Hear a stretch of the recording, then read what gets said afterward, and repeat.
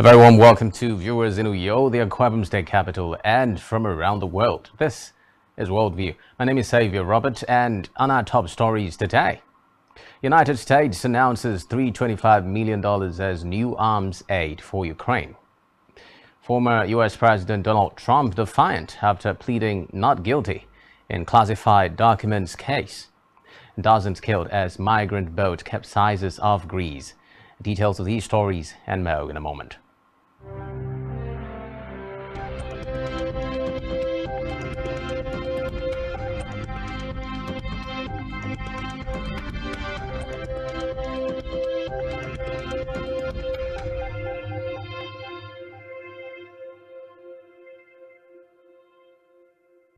Fought back against Moscow's intensified attacks.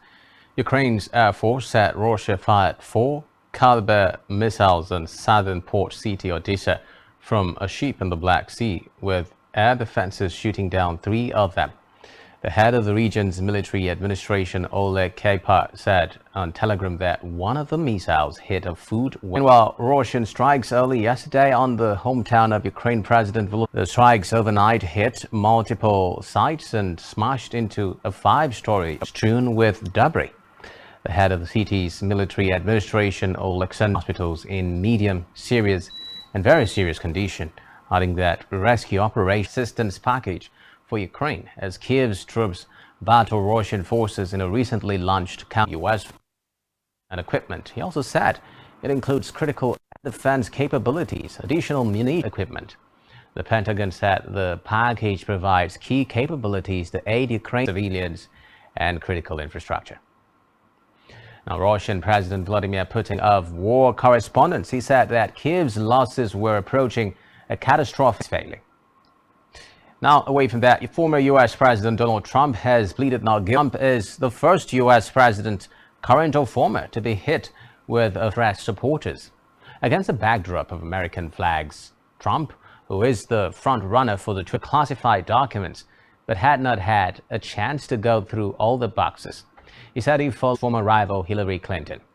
Earlier, before leaving Miami, Trump on his social media, people were shot dead in the remote.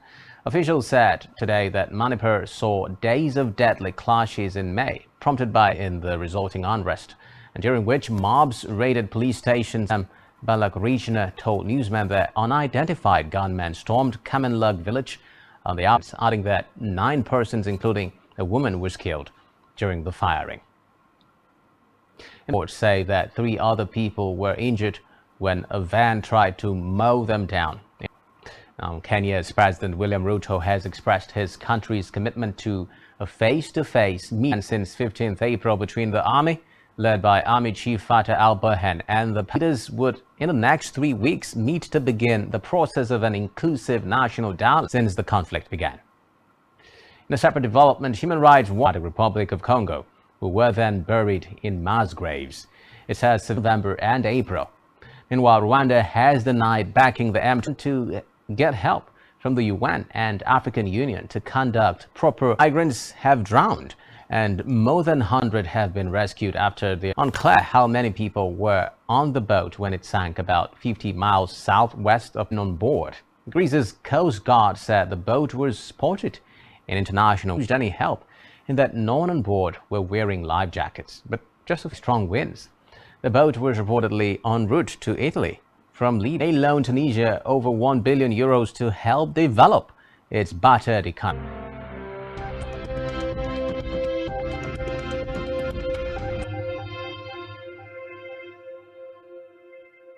Loaned Tunisia over €1 billion to help develop its battered economy. The offer was announced by European Commission President Tony, who is anxious about migration across the Mediterranean, to persuade President Kais Saied to agree to the terms of $1.9 billion by his own government to cut subsidies and restructure.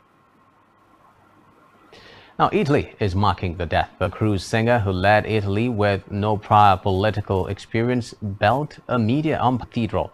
Italy is holding a day of national mourning, and all Italian, thousands of people waving Forza Italian flags and AC Milan flags, clapping and chanting Silvio will always be our president. In a separate development, 2 Japanese soldiers were killed and another injured after a new recruit opened fire at a military training range in central Japan, according to officials. An 18-year-old trainee was detained on the spot and arrested on suspicion of attempted murder, according to police. They allege the male shooter fired 8 times at instructors during a shooting drill in Gifu. A 25-year-old man was among those killed, according to authorities, and details about the other victims in their 20s and 50s are not yet known, but they were all instructors at the facility. But no civilians were involved. Japan's Ground Self-Defense Force had said the shooting had occurred during a live fire training for new members and potential candidates. The suspect had joined the force in April. Several soldiers were being seen hugging each other and crying outside the range after the shooting. A resident told media. The resident added that he had never seen a similar incident in his decades of living in the area. Away from that, at least 10 people have died and 15 others are in hospital after a wedding bus crashed in an Australian wine region north of Sydney.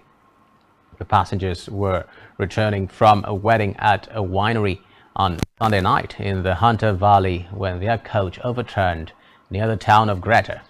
Police have charged the 58-year-old bus driver with 10 counts of dangerous driving, which resulted in death. They said they were still in the process of identifying the dead.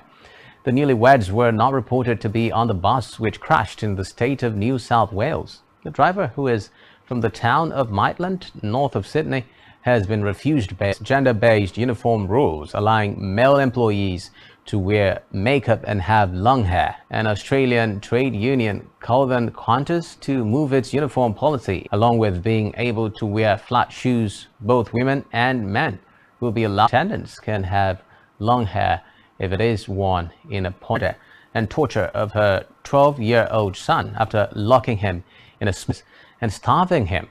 The case has caused outrage in Austria since November, after a social worker raised the alarm. It tipped off authorities.